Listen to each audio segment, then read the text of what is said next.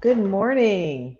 Welcome to the September webinar of the NTSA Tech Grove Connect series. I'm Carol Ann Loke. I'm your host this morning. I am director and co-founder of a very unique Department of Defense funded innovation center anchored in Orlando, Florida, which is the Central Florida Tech Grove. We have partnered with NTSA a couple of years ago, actually, to start this series and shine a spotlight on some of the phenomenal work, the very innovative work that is embodied in those best papers and best tutorials from the previous ITSIC. So this paper that we're going to be focusing on today was one of the best paper nominees from the 2022 ITSIC. And oh my goodness, it's really true that 2023 ITSIC is right around the corner. So I hope that we'll have the chance to see a lot of you there in person. For those of you that are maybe have not joined us before, have not had a chance to engage with us at Tech Grove, I'd like to take just a few minutes to tell you a little bit more about who we are. A lot of you are familiar with many of our peer organizations in the Department of Defense: SoftWorks, AFWorks, StrikeWorks, DefenseWorks, CyberWorks, all sorts of amazing organizations out there that, like us, are all focused very singularly on helping support more rapid, innovative solutions and acquisition and fielding of solutions for our men and women in the military. And we all focus on slightly different areas of what our military needs are. For us, because we're in Orlando, which is the home of Team Orlando, the anchor of the Human Performance Commands, Training and Simulation, we are focused on human performance. What makes us pretty different from a lot of those other innovation units that you may engage with is that very uniquely we are multi-service funded. You see all those logos along the bottom? We were stood up. The lead service that established us was the Navy through the Naval Air Warfare Center Training Systems Division. But from the day we opened, our charter customers and members have been the Navy, the Army through PEO STRI, Air Force through Air Force Agency for Modeling and Simulation, and the Marine Corps through their Training and Systems Command. Also have joined us are two other parts of the Army: Futures Command Synthetic Training Environment, Soldier Dev Center, their simulation and training lab, as well as Advanced Distributed Learning, which is out of the Office of Secretary of Defense, and ONR through the Tech Bridge. A little bit more clarity here on this slide about what our focus is. Human performance is a big, broad area, as many of you know. That's why you're attending this webinar today, because in some way or other you're interested in or working in human performance and readiness. You see, those are our three verticals that we focus a lot on, and underneath, because we talk to a lot of audiences of folks that aren't real familiar with this space, we want them to be able to see where they fit in the area that we work, which is almost every area of science and technology, and even some other areas. But that's why you see those areas of capability and focus down there. Like our peer organizations, we all have similar missions, and a top one, a critical one, is to drive the growth of the defense industrial base, to bring companies into the space that aren't doing business here, that maybe you as an existing defense contractor could partner with, or you as a government organization could engage with to learn about innovative solutions you don't know about. That's focus number one, and we reach out across the country and even have some international activities going on. Supporting the transfer and transition of technology, whether it's showcasing intellectual property out of our government customer labs available for licensing and joint development, or supporting those companies that have other transaction authorities or SBIRs, and they can use some support getting visibility and finding customers to move it forward. And then finding solutions, and we do a lot of things to drive toward that and show the art of the possible, really. We have a lot of activities that we do, a lot of opportunities, a lot of initiatives. Just got a couple up here. I'm to give you an example, just this past weekend, starting Friday night, running through Sunday night, we had about 120 people living in Tech Grove basically for our annual Armed Forces Jam. Teams of really creative game developers, computer programmers, graphic artists, sound engineers even, developing game-based prototypes, addressing one of the 12 problems and given to us by our customers.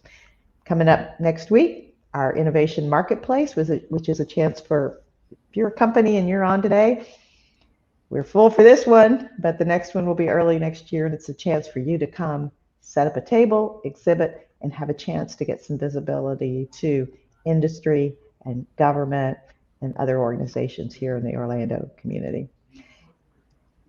I also want to make you aware of a significant event going on in the Orlando community that we will be present at. We will be exhibiting, we'll be running some demonstrations, participating on a panel, and that is the upcoming Meta Center Global Week. Because Orlando is really the hub of gaming development, both commercially as serious games, immersive technologies, digital twinning, AI, so many things that relate to what we do at Tech Grove. So this inaugural Meta Center Global Week, where we're bringing together two significant events that have happened separately here in the past. It's a great opportunity for you to come visit us in Orlando and get a real deep dive into the innovation community here. And if you go visit that website, you'll see some of the major global companies that will be here participating.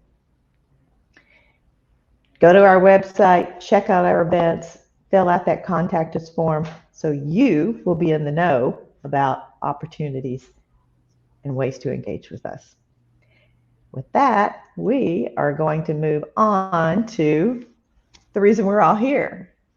And that is to hear the story, hear about the work behind the outcome of this team that wrote this paper.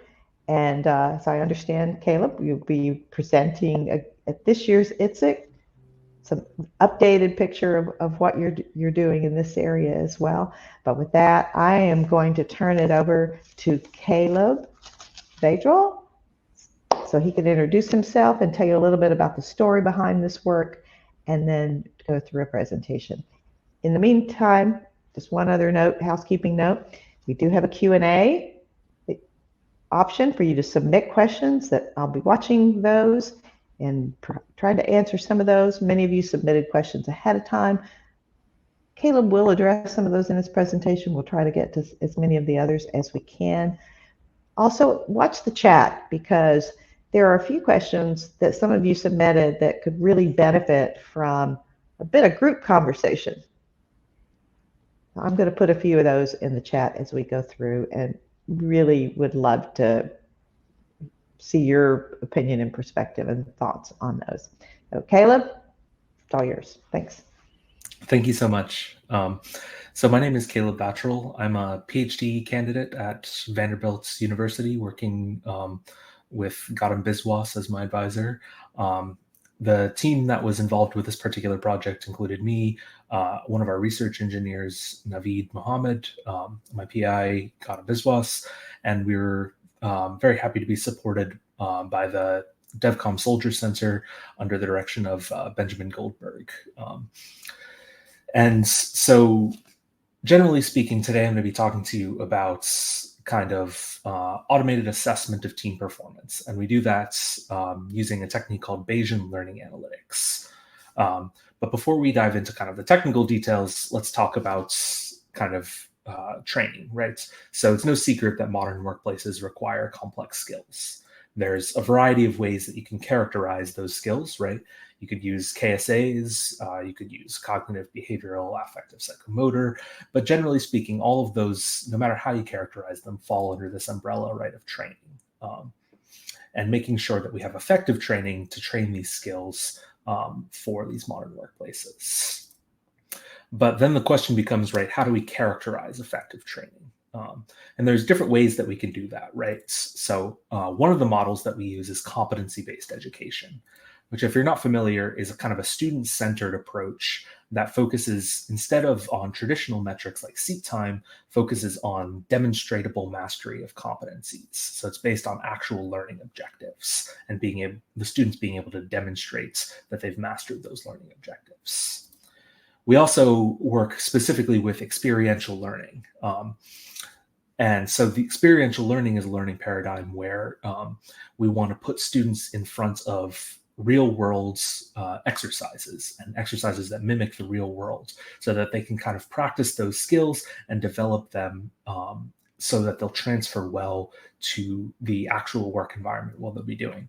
And when we combine those two together, we get kind of the subsets that we work in, which is competency-based experiential learning, which is kind of a combination of competency-based education and experiential learning, where we have these experiences that trainees are going through, and those experiences are based around developing competencies. So that's kind of the theoretical background for our model, but within CBEL, or competency-based experiential learning, there's still kind of a big elephant in the room, right? Which is kind of assessment and feedback. How do we generate assessments of learners' competencies and provide feedback to help them develop them further?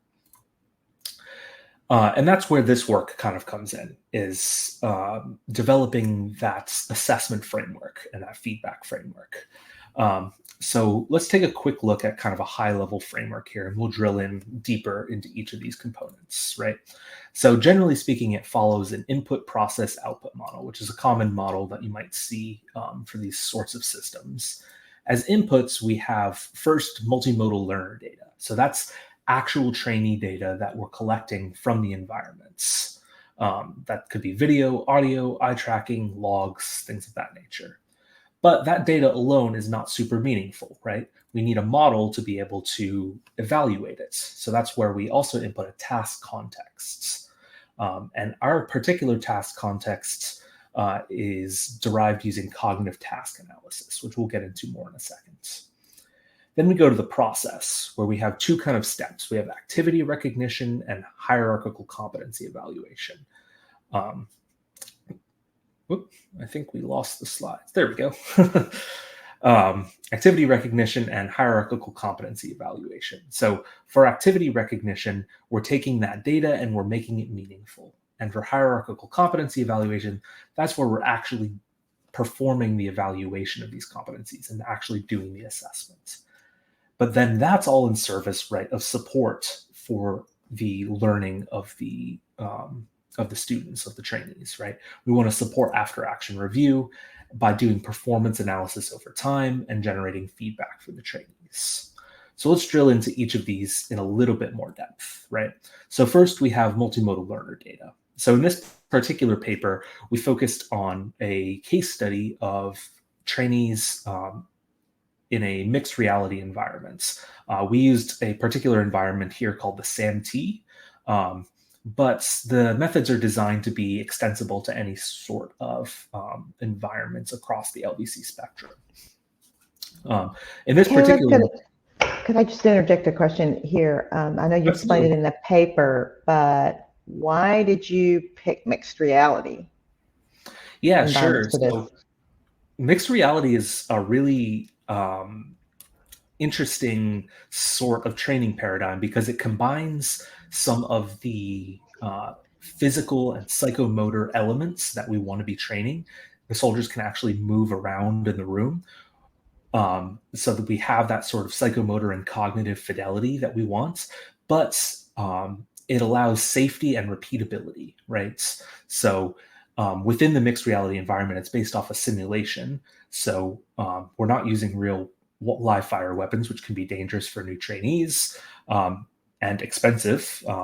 So we want to make sure that this is repeatable too, so we can repeat the same simulation over and over again until the trainees understands the situation. So it offers that kind of blend between the fidelity of live environments and the sort of safety and repeatability of constructed environments, these sort of mixed reality environments. And kind of tied to that, what kind of considerations went into selecting this training scenario? So you're working with the Army, and I'm sure Ben played, had a lot of input, but were there certain things about this type of training environment that made it more amenable to the development of this framework? Yeah, sure. So a lot of it definitely was kind of the Army's needs that we were playing at, right? They're our sponsor for this. And what they wanted was a system that would be capable of evaluating these battle drills. Mm-hmm. And so we chose one of these battle drills as an example, right? Enter and clear a room as a start, and developing this system. But again, we're designing this so that it's extensible across a wide variety of training scenarios. Mm-hmm. So these Mm-hmm. methods could be applied to other scenarios. And in fact, in this year's ITSIC paper, we apply it to a different battle drill. So in essence, right, this particular scenario for this paper was partially due to the data that we had access to. It was partially due to the Army's needs and kind of developing for that. But then also it's partially due to just being able to develop an extensible system, right, that can be used across a wide variety of scenarios. Yeah, thank you. So in this particular scenario, right, in this mixed reality environment, we have the soldiers that are moving around in this physical space. So like I mentioned, we get that sort of psychomotor and cognitive fidelity because they're actually moving in the space created by those screens. And their weapons are interfaced with this digital simulation, right? So they can fire at the on-screen entities and they'll react dynamically. And so the on-screen entities react adaptively to what the soldiers are doing. And in addition, there's also a trainer that's watching this scenario and can also input certain commands to the simulation to modify it in real time. So it's a nice mix between that sort of the live environment and the repeatable and constructive simulation environments. But then again, multimodal data and the data that we collect from these environments is not interpretable on its own. We have to have some model that allows us to figure out what the soldiers are doing. And we do that through cognitive task analysis. So cognitive task analysis is an approach to breaking down a problem into its subtasks and actions. So we start with these kind of high-level tasks and ideas, and we break those tasks down into sort of these mid-level subtasks. We decompose a task into subtasks. And then those subtasks are further decomposed into more subtasks until eventually we get down to concrete actions. So these are things that are specific to the environment and directly observable. Things like firing a weapon, that's a concrete action. Moving from position A to position B, that's a concrete action. And this is what a model of that might look like. So this is a cognitive task model that is based on a model that we developed called the hierarchical ABCs of teamwork. So we break down teamwork into its components, its cognitive and behavioral components. We could break it down into affective as well. That's the A of the ABC. But in this case, we didn't have the data for that, so we just left that off. So we break down teamwork into cognitive and behavioral components, and then that breaks down further into these more concrete things like shared perception and shared mental models. And then those break down further again into things like situational awareness, role clarity, adaptability, until we finally get down to the actions, right? These are specific things that we can actually observe and measure, right? Movements, taking cover, verbal communication, gestural communication, weapon fire. So those concrete things. High levels of the model represent abstract teamwork concepts. Mid levels are more concrete, and lowest levels are observable. So that's kind of the model that we use to interpret what the soldiers are doing. But in order to use that model in conjunction with the multimodal data, we have to do what's first called activity recognition, which is a fancy way of saying we take unstructured data and turn it into structured data. So in our case, the unstructured data that we're analyzing is video data. So we have a camera pointed at the soldiers and pointed at the screen. And we want to take that unstructured data and convert it into something that we can actually analyze. And in our case, the activity recognition was done through motion tracking. So we took this raw video and we ran it through a deep neural network to generate these sort of colored bounding boxes around the soldiers that represent where they are on screen. And then we can project that sort of bounding box onto a map representation of the environment, which is what you see up above that image, and actually track the soldiers through a map of what's going on in the scenario. And those are represented by kind of XY position points that we can actually analyze using our Bayesian learning analytic techniques that I'll talk about in a moment. So in our case, the action recognition was motion tracking, but you could conceivably do a lot of different action recognition. For example, if you wanted to analyze vocal data, a form of action recognition would be transcribing that, that vocal data. If you wanted to analyze weapon fire, you could get the logs and look at the logs as a form of action recognition. So in our case, we looked at motion tracking, but you could adapt this to a variety of different methods. So that's activity recognition, which takes that multimodal data and makes it actually interpretable by our algorithms. And then in order to process that interpretable data, we do something called a hierarchical competency evaluation. So if you remember before, this is our cognitive task model structure, right? We take high-level tasks, break them down into mid-level subtasks, and down into concrete actions. Well, a hierarchical competency model is extended from this cognitive task model. But instead of concrete actions, we replace that with concrete metrics. So things that actually evaluate those actions. So for example, in our enter and clear a room scenario, one of the doctrinal considerations is that the soldiers need to stay along the walls as they move. So we take that raw position data and we convert it into a metric that tells us how well they're staying along the walls, for example. And then we reverse those arrows, right? So we start with computing the metrics for each of the segments. And then we propagate those metrics up using something called Bayesian inference, which if you want kind of the more technical details of Bayesian inference, I'll refer you to the paper to kind of get the mathematical formulation of it. But essentially what that means is we take those low-level metrics and we can gain inference about the higher level tasks from them. So this is an example of converting that cognitive task model, right, to a hierarchical competency model. You'll notice that the top levels, the top 4 levels, stay exactly the same, but we convert that bottom actions to computable performance metrics. So this is the hierarchical competency model that we used for the enter and clear room domain. So you'll notice that there's 5 different metrics that we used: move along wall, points of domination, entrance vectors, total entry time, and entrance hesitation.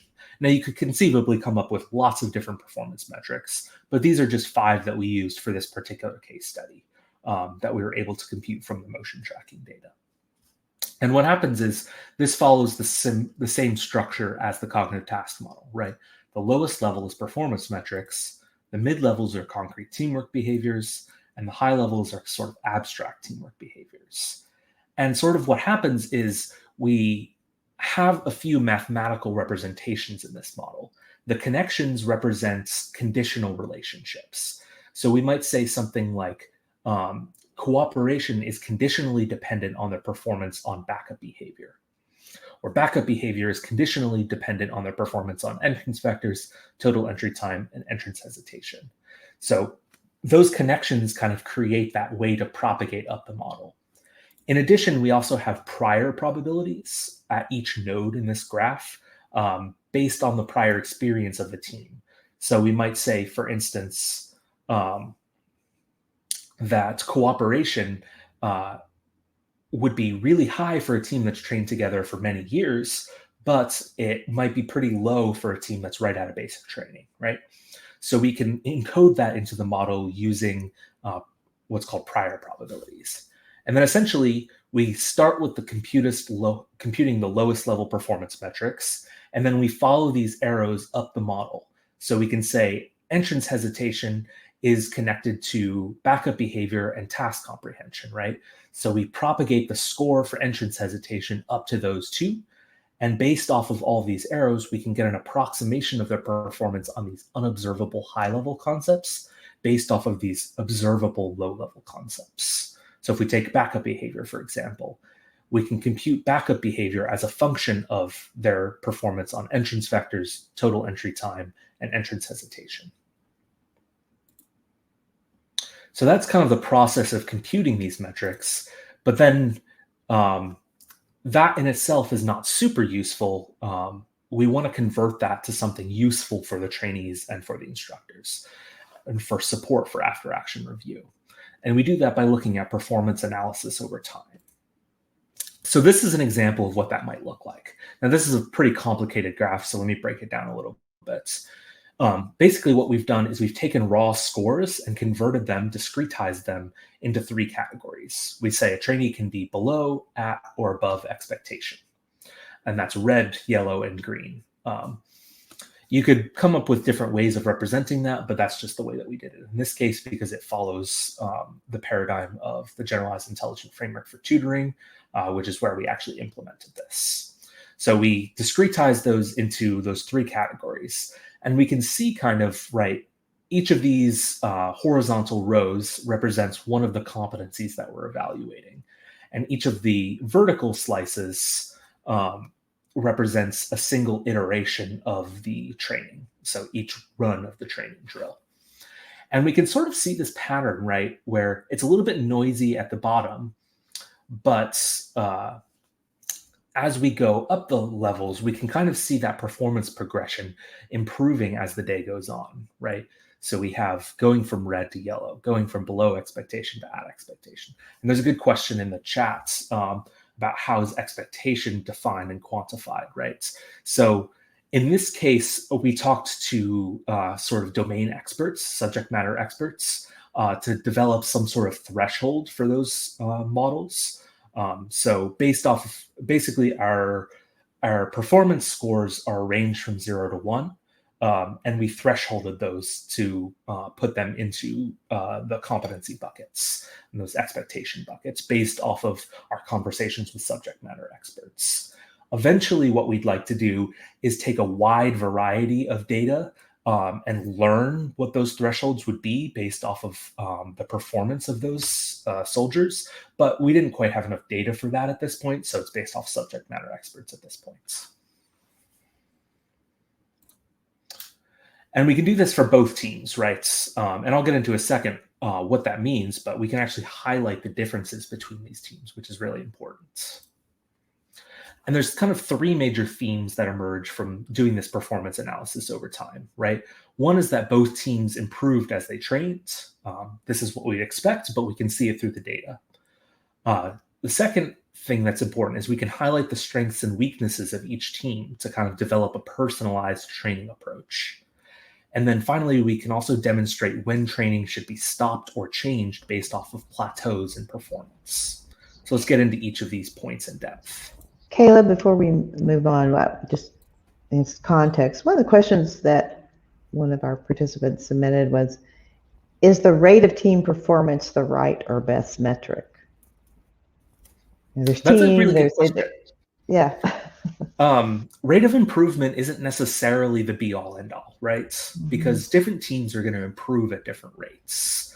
And we kind of expect that. But what we want to do with this approach is say, that's okay.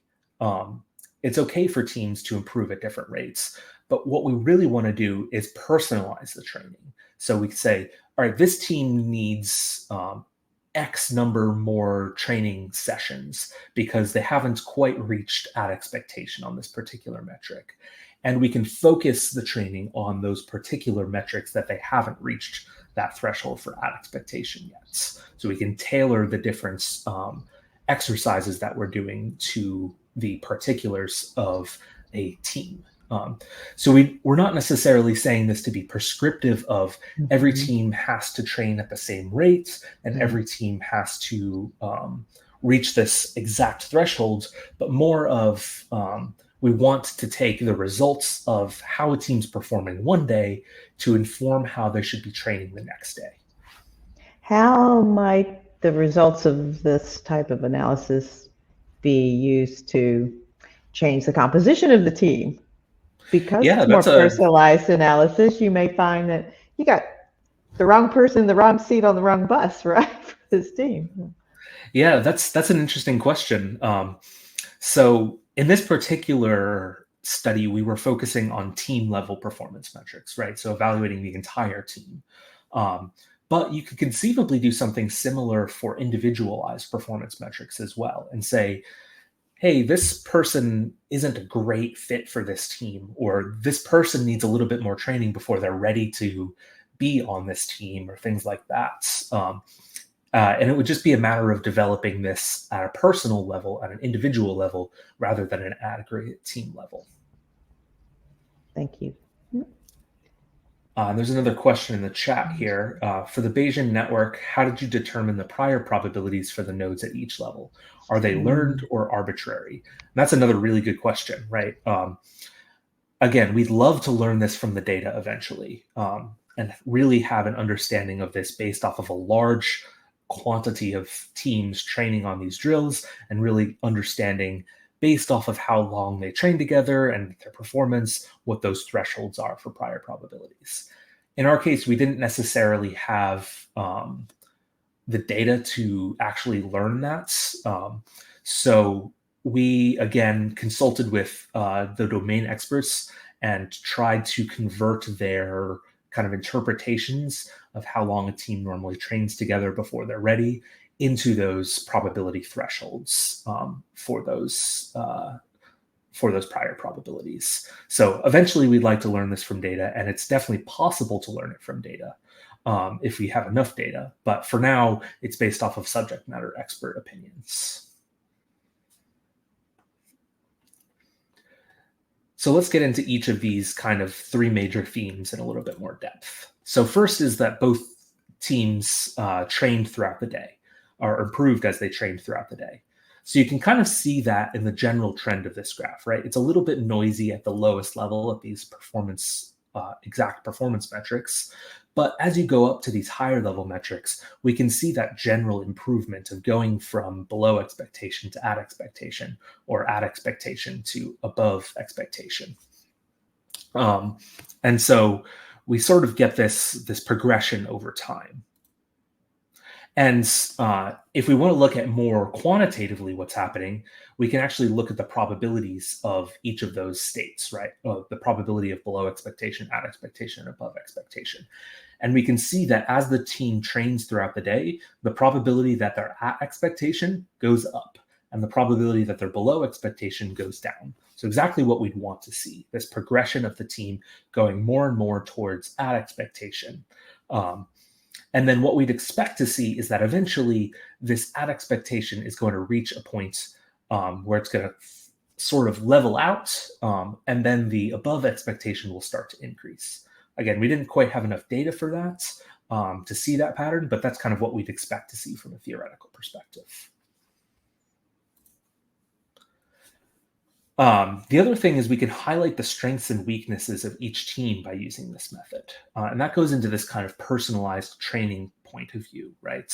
Where we want to have each team train on drills that's going to improve their weaknesses and sort of maximize their strengths. So in this particular example, right, we can see team 2 had much better backup behavior than team 1. So team 1 was very below expectation for backup behavior, while team 2 actually reached above expectation levels. But on the other hand, team 1 had much better task comprehension than team 2. And we see a similar pattern, right, where team 2 had mostly below expectation performance for task comprehension, while team 1 had mostly above expectation performance for task comprehension. And so it really is a way to highlight the strengths and weaknesses of each team by looking at these kind of performance progressions and really understanding what each team is doing well and where each team could improve, and using that to help personalize the training. And then finally, we can also demonstrate when training should be stopped or changed. So if we look at the very high levels of the competency model, we can see these sort of plateaus as the day goes on. So we can see, this is again a plot of the probability of below expectation and the probability of at expectation. And we can see again, that general trend that we'd like to see and we'd expect to see, that's the probability of at expectation goes up, their score for at expectation goes up, and their score for below expectation goes down. But we also see diminishing returns going on, right? At the beginning of the day, it's going up much more quickly than at the end of the day, where it's starting to plateau off. And we expect that we might be able to use that to inform when training should be stopped or changed for best kind of spaced practice. So there's a lot of literature that suggests that spaced practice is really important, and taking breaks, changing the task context, things like that is really important for cementing these ideas. And so we'd like to be able to use this in the future to say, once you start plateauing on this sort of overall teamwork metric, maybe we change up the drill a little bit, or maybe we take a break for the day to kind of optimize that training performance. So kind of overall, what do we take away from this, right?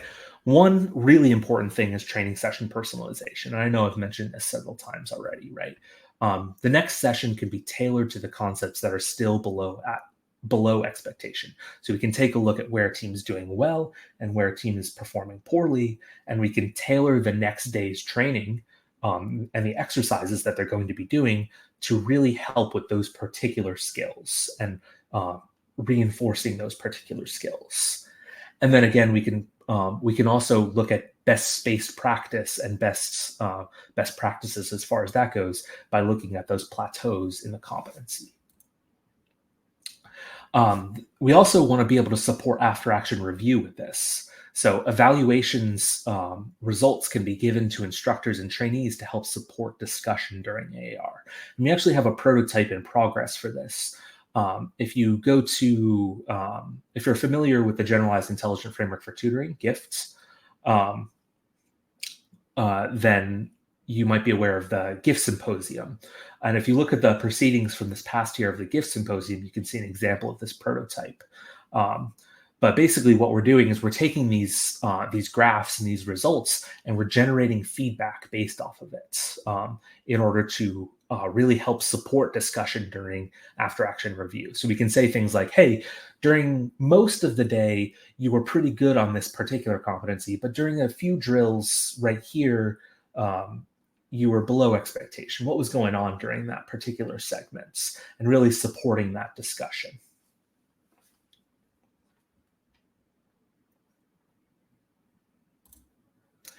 And then finally, summative assessment supports is also really important. So integration into longer-term models of trainee performance to support summative assessment and readiness evaluations. So by looking at a wide variety of this data over time, we think we'd be able to evaluate sort of the readiness of soldiers and the readiness of a team for performing a particular mission. Also, the hierarchical nature of this model, where those high levels of the model stay the same and those low levels are changing, means that we can use the same high-level model across multiple domains by switching the lower-level models. So in essence, we can have multiple drills, say, for example, break contact and enter and clear a room, evidencing the same higher level competencies. And that's actually what this year's ITSIC paper is about, is extending this approach to looking at multiple drills. So I'd invite you to our presentation this year at ITSIC to learn more about that.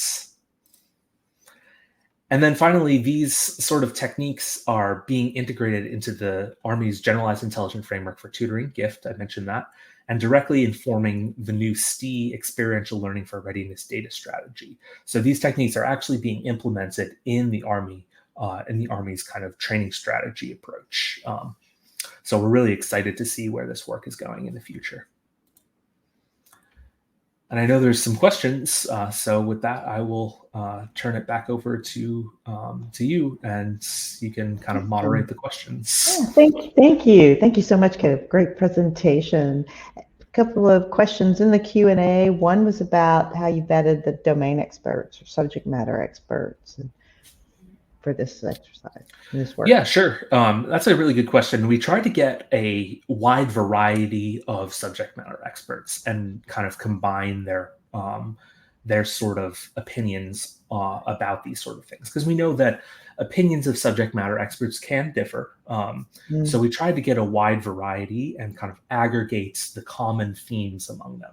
So we had people that have been in the military for their entire careers that we've talked to, and really focusing on their long-term experience. And we talked to people that were kind of sergeants right on the ground with their teams, and sort of talk to them about their experiences with their teams on the ground level. And so in terms of kind of trying to look at across multiple of those subject matter experts, that's how we kind of did that vetting process. We tried to look at multiple levels of experience and combine and see where the themes that they were talking about intersected and where they differed, and use that to inform our strategies. Makes a lot of sense. The other question in the chat is, how are the low-level performance metrics assessed? And then they referred back to the example of moving along the wall and how that's computed. Yeah, sure. So it is a little bit on a kind of domain by domain basis how exactly those are computed. So in our case, we used motion tracking, right, to compute those most of those performance metrics. And if I use the move along walls for an example, right, what we did was we talked to subject matter experts. We figured out what is an appropriate distance for them to be standing apart from the wall, and what is a distance that you're creating blind spots at their back, right? And so by talking to them, we created that sort of thresholds and then computed a score based off of how often they're staying within that threshold versus moving away from that threshold. And so it's a little bit, it's going to depend specifically on what your domain is. And so, for example, I know there was a question that was submitted ahead of time about where we're applying this elsewhere, right? So if we look at other domains, right, like for this year's ITSIC paper, we looked at break contact drill. And in the break contact drill, bound and overwatch is a really important metric, right? Making sure that the team is laying down cover fire while others are breaking contact, right? And so again, we went through this process of developing this metric by talking to the subject matter experts and by using some of the data to showing them the data and having them kind of rate it to develop those kind of thresholds for what good performance is. Another example is we've actually been working to kind of port these existing methods to the healthcare domain as well, and looking at nurse training using similar methods, and looking at, for example, how long a nurse is spending at the patient's bedside versus kind of doing other things in the room is one example of a metric that you could derive for that. Or looking at when you have teams of nurses, the I versus we communication, and really looking at a team level of understanding and things like that. So it really, in summary, kind of, it depends on what your domain is. And it's really, you want to work with the domain experts in that domain to establish what those low-level performance metrics are going to be. And we do that by talking to them and interviewing them, as well as showing them actual data and having them rate it. Biometrics, that was one of the previously submitted questions. Use of, conversation about use of, where do biometrics and sensors fit into this? Yeah, sure. So actually, in this particular data set, we did collect some biometric data. We have like heart rate, for example.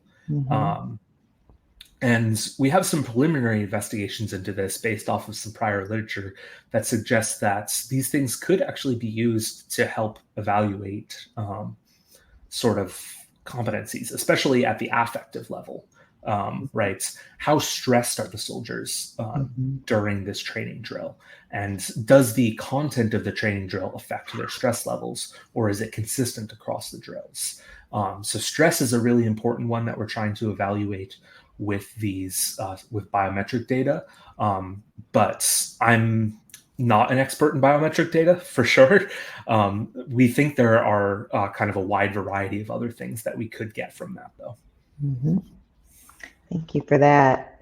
And I wanted to just mention, for those of you, I think Caleb mentioned STEEL, that Futures Command Synthetic Training Environment, that framework.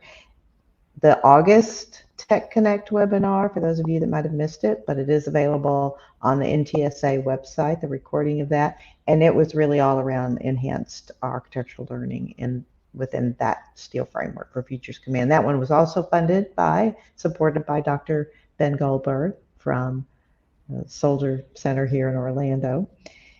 Might want to take a look at that if that's of interest to you. Caleb, we have about 15 minutes left, and I wanted to back up a little bit and just have you share a little bit about the backstory. How did you and your colleagues at Vanderbilt pursue this opportunity that Dr. Goldberg funded? How engaged were you? What was that relationship like with the Soldier Center? I find it differs a lot and often logically has a whole lot of impact on the outcome of the results and the adoption and continued support for the work. So tell us a Yeah, little bit sure. about that. So our lab kind of at Vanderbilt focuses a lot on learner assessments and learner personalization. Um, Traditionally speaking, we've done that in the K-12 domain, looking at students in classrooms and building computer-supported learning environments. But kind of, that was quite a while ago now, probably 7 or 8 years ago. Kind of Dr. Goldberg, Ben approached Gautam, and they had some discussion about what it would look like to apply some of these learner modeling techniques to kind of military domains. And we've gone through a couple of different grants and a couple of different projects with Ben now. And so it's been sort of a fairly long-term relationship. It's actually been going on longer than I've been a PhD student. So I don't know the full history necessarily, but it started out with a project, a counterterrorism simulation called Urban Sim, where we looked at modeling learner behavior in that. And then that kind of evolved into the current project, where we're looking at soldiers and psychomotor behaviors in these kind of battle drills, and then that's kind of evolving now into some early talks with the Air Force, and doing some collaboration on medical simulations. And so it's been a kind of evolving process. We're pretty well connected with Ben, and kind of keep in very consistent communication and collaboration. And so it's been a very good relationship for us, of kind of being able to apply these learner modeling techniques that our lab has developed over the last 20 years, to this new domain of adult learning, right? And really understanding how those differ and how we might adapt our techniques to these to adult learning and to the armed forces and things of that nature. So it's a very positive relationship, and a very collaborative one, that sort of started out with this idea of, hey, what would it look like to adapt K-12 to adult learning, and has kind of evolved into its own research field since then. Yeah, well, congratulations on that. Any interaction with the Navy, Marine Corps, Space Force, other services yet? Not that I'm aware of. Like I said, we've been interacting with the Air Force as of lately, to prototype some things for medical simulation and look at some of these same motion tracking and psychomotor and cognitive evaluation techniques in the medical domain. I know there is a group, I want to say, I'm I'm going to mess this up. I'm forgetting the exact term, but there's a group out of the United Kingdom, the Navy out of the United Kingdom, that's looking at applying some of these techniques as well. That I've been in touch with a couple of times. Not a direct collaboration necessarily, but we've been bouncing ideas, I guess, off of each other. So there is some interest. There's definitely interest in applying these techniques to more scenarios. So if you have, data that's of soldiers training, or of airmen training, or of Navymen training, things of that nature, that you think this technique would be applied to, we'd love to kind of talk with you and get these techniques rolling into a wider variety of training scenarios, because we think we have a strong suspicion that these same techniques will generalize quite well. And so we'd love to apply some of this to more areas. Just a matter of, I guess, establishing those connections. And that gets to one of the questions I told you I was going to ask you, which is to share with our guest, what do you need from those that are on with us today, or that may watch this webinar recording later, whether they're corporate, whether they're government, whether they're other academic institutions? Are there ways that they could engage and collaborate with you, helping move this forward? Yeah, absolutely. So I mentioned one thing already, right? If you have data, we love data, because it helps us train our models. It helps us develop those thresholds that are more adaptive.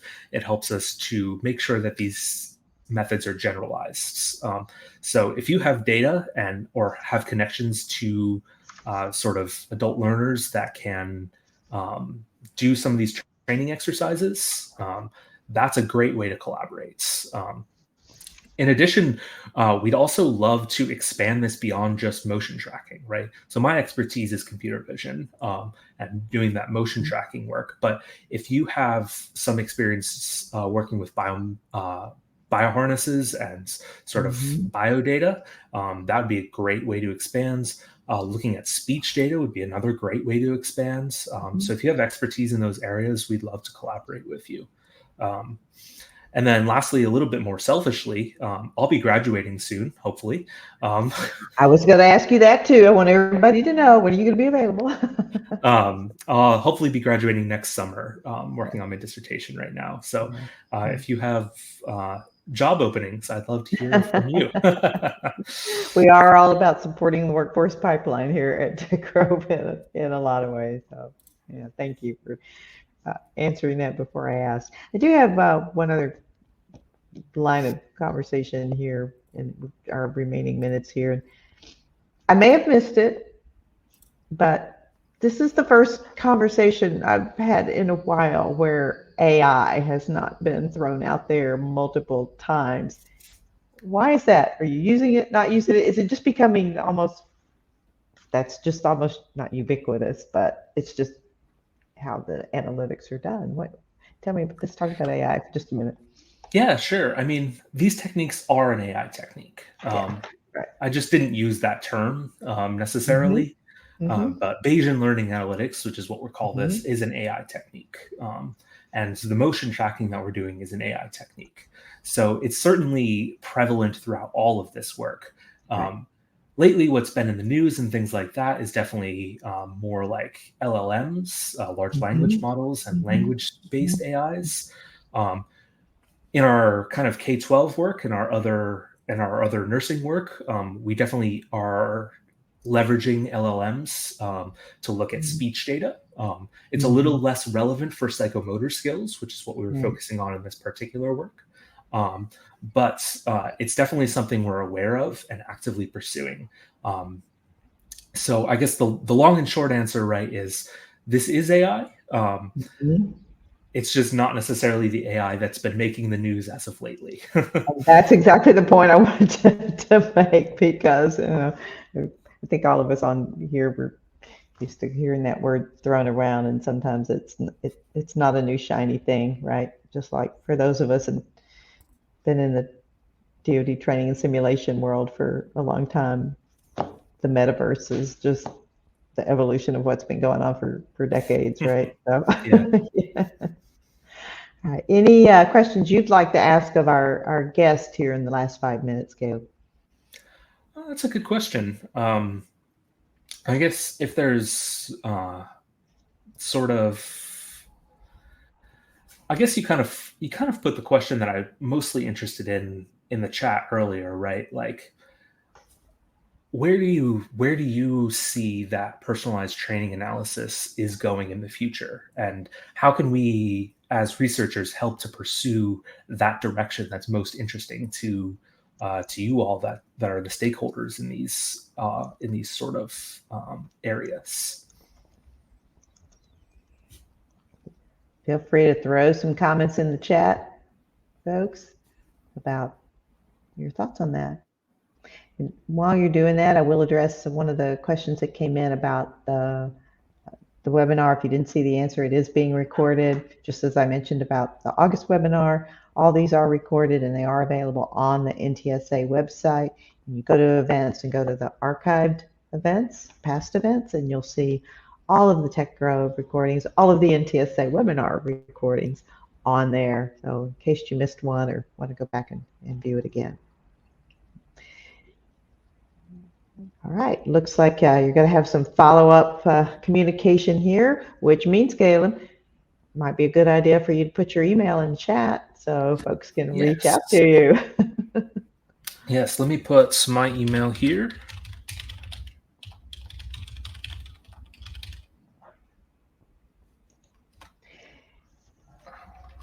October will be our last Tech Grove Connect webinar of the year. We will be putting that topic out shortly, and you'll be getting emails from NTSA about that. And I hope that you will join us for that. As I mentioned, we will be present at ITSEC on the show floor. So look us up, Tech Grove, Central Florida Tech Grove, booth 3661, if I recall correctly. And we hope that you'll stop by and meet with us to chat with us and tell us what you're working on. If you're a company, if you're government, tell us what you're working on, and let's talk about how we can help you on some of that really front end, early stage, kind of ginning up some rapid information for you about what's out there, whether our game jam type activities, our tech scans, our hackathons, all those things that we use to help you get engaged with a really broad audience of very smart academics like Caleb. Just love the talent coming through our universities. Caleb, thank you so much for joining us today. Thank you for a wonderful presentation, great conversation. We're going to give all of you back about 2.5 minutes this morning, because I know we all have a lot on our plate. Thank you so much for joining us, and look forward to seeing you in October, hopefully on the webinar, and hopefully at ITSEC. Thank you. Thank you.